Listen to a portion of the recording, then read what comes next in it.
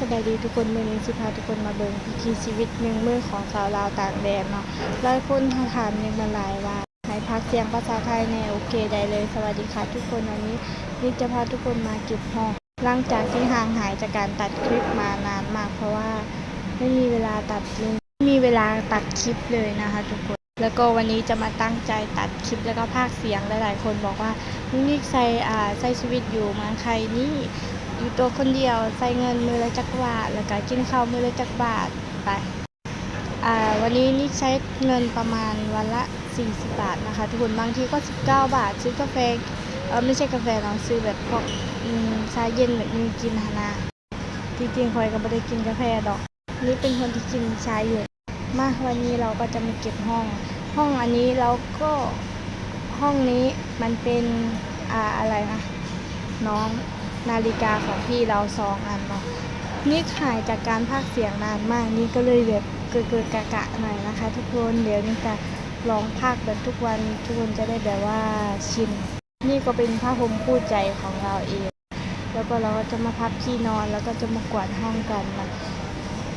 นี่กวาดก็ทุกวันแต่ว่าไม่ได้อัดคลิปลงก็อยากอัดคลิปลงอยู่แต่ว่าโทรศัพท์มันใช้ไม่ได้แล้วตอนแรกนี่ซื้อไม้ก็พังทุกคนไม้ใช้ไม่ได้คือซื้อมาประมาณอาทิตย์นึงนี่แหละ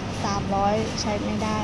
ไม้เขาดีแต่ว่านี่ทำตกเองเป็นแบบซนหน่อยนิดนึงสำหรับใครที่คิดกำลังอยากจะมาใช้ชีวิตอยู่คนเดียวแบบ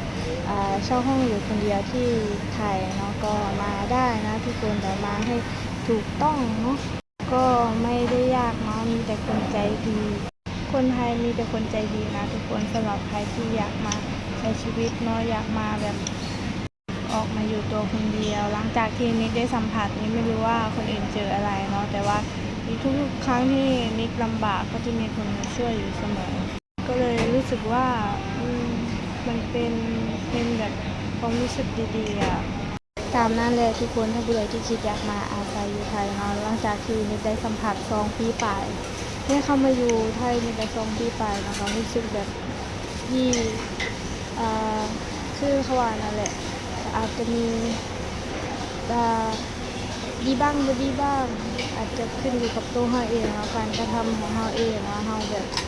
กระทำต่อผู้อื่นจังใดขนาดคลิปนี้ก็สิขอตอบคำถามแค่นี้แหละเจอกันใหม่คลิปหน้าที่จริงนิดไม่นี่ก็เสียเบิดแล้วเนาะเสียนี่ชื่อประมาณ300ก็ให้เบิดแล้วจักไปใส่พอดีมันใส่บ่ได้ถือแบบมันตกนาตอนนี้เราก็สิมาเก็บขยะที่กินไว้เมื่อคืนบ่ได้ลงไปกินเมื่อคืนญาติพี่รอคลิปนี้อาจสิยาวหน่อยนึงเจอกันใหม่ได้บ๊ายบาย